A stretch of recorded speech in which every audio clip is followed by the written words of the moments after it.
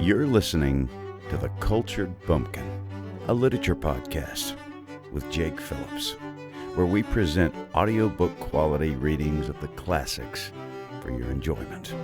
Thank you for stopping by. And remember, just because you're a bumpkin doesn't mean you can't be cultured. Hello and welcome to the Cultured Bumpkin. I'm Jake. Today, we're going to read a very American poem, maybe one of the best known poems of the 19th century. I don't know. But even to this day, it's still read, it's spoofed in cartoons and movies. It's just everybody's at least heard of it, even if they haven't heard the whole thing. So today, we'll hear the whole thing. And it is The Raven by Edgar Allan Poe. And it goes like this.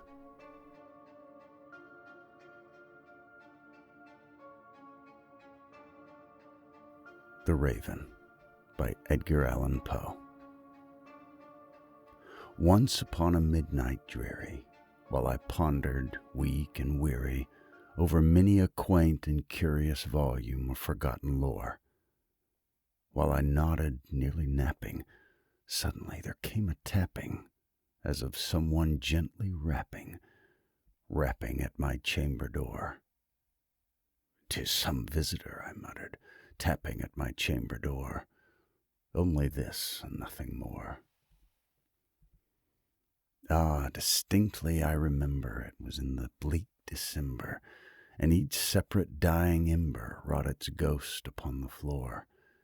Eagerly I wished the morrow, vainly I had sought to borrow from my books surcease of sorrow, sorrow for the lost Lenore, for the rare and radiant maiden, whom the angels name Lenore, nameless here forevermore. And the silken, sad, uncertain rustling of each purple curtain thrilled me, filled me with fantastic terrors never felt before, so that now, to still the beating of my heart, I stood repeating, "'Tis some visitor entreating entrance at my chamber door, some late visitor entreating entrance at my chamber door. This it is and nothing more." Presently my soul grew stronger, hesitating then no longer. "Sir," said I, "or madam, truly your forgiveness I implore, but the fact is I was napping, and so gently you came rapping, and so faintly you came tapping at my chamber door, that I scarce was sure I heard you. Here I opened wide the door. Darkness there, and nothing more. Deep into that darkness peering, long I stood there, wondering, fearing, doubting, dreaming dreams no mortal ever dared to dream before. But the silence was unbroken, and the stillness gave no token, and the only word there spoken was the whispered word, "Lenore." This I whispered, and an echo murmured back the word, "Lenore." Merely this and nothing more. Back into the chamber turning, all my soul within me burning, soon again I heard a tapping somewhere louder than before. "Surely," said I, "surely that is something at my window lattice. Let me see then what thereat is, and this mystery explore. Let my heart be still a moment, and this mystery explore. 'Tis the wind, and nothing more." Open here I flung the shutter, when with many a flirt and flutter in there stepped a stately raven of the saintly days of yore. Not the least obeisance made he, not a minute stopped or stayed he, but with mien of lord or lady perched above my chamber door, perched upon a bust of Pallas just above my chamber door, perched and sat, and nothing more. Then this ebony bird beguiling my sad fancy into smiling by the grave and stern decorum of the countenance it wore, "Though thy crest be shorn and shaven, thou," I said, "art sure no craven, ghastly grim and ancient raven, wandering from the nightly shore. tell me what thy lordly name is on the night's Plutonian shore. Quoth the raven, Nevermore. Much I marvelled this ungainly fowl to hear discourse so plainly, though its answer little meaning, little relevancy bore. For we cannot help agreeing that no living human being ever yet was blessed with seeing bird above his chamber door, bird or beast upon the sculptured bust above his chamber door, with such a name as Nevermore. But the raven, sitting lonely on the placid bust, spoke only that one word, as if his soul in that one word he did outpour. Nothing farther than he uttered, not a feather then he fluttered, till I scarcely more than uttered, Other friends have flown before, on the morrow he will leave me, as my hopes have flown before. Then the bird said, Nevermore. Startled at the stillness broken by reply so aptly spoken, Doubtless, said I, what it utters is its only stock and store, caught from some unhappy master, whom unmerciful disaster followed fast and followed faster, till his songs one burden bore, till the dirges of his hope that melancholy burden bore, of never, nevermore.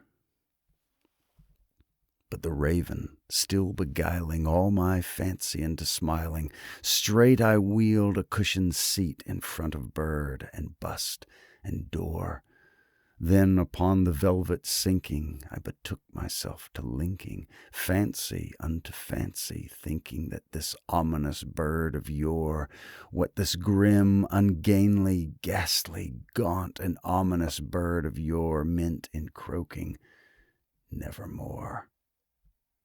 This I sat engaged in guessing, but no syllable expressing to the fowl whose fiery eyes now burned into my bosom's core. This and more I sat divining, with my head at ease reclining on the cushion's velvet lining that the lamplight gloated o'er, but whose velvet violet lining with the lamplight gloating o'er she shall press, nevermore. Then methought the air grew denser, perfumed from an unseen censer, swung by seraphim whose footfalls tinkled on the tufted floor.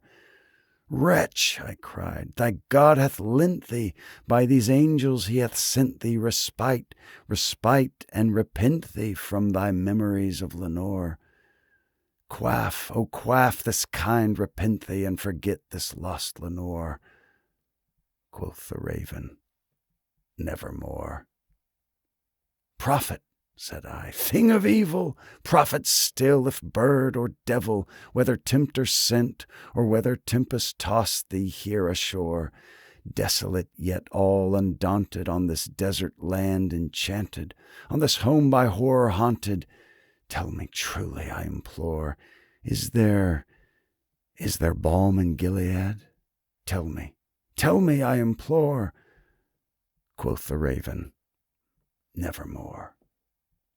Prophet, said I, thing of evil, prophet still, if bird or devil, by the heaven that bends above us, by that God we both adore, tell the soul with sorrow laden, if within the distant Aidenn it shall clasp a sainted maiden, whom the angels name Lenore, clasp a rare and radiant maiden, whom the angels name Lenore.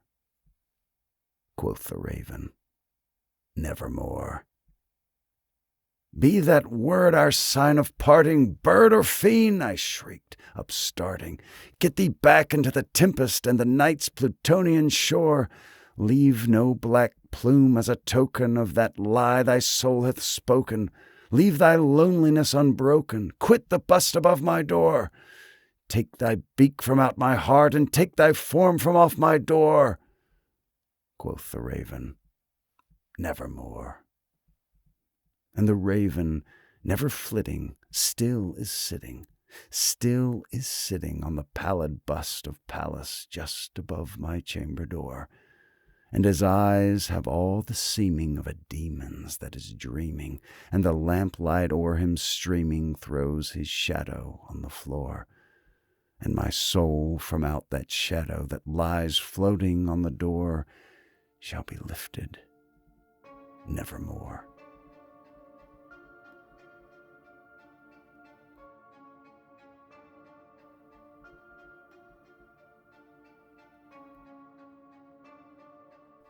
There you have it. Hope you enjoyed that. I enjoyed reading it. That was Poe. Poe's just an amazing writer. I really enjoy reading his stuff.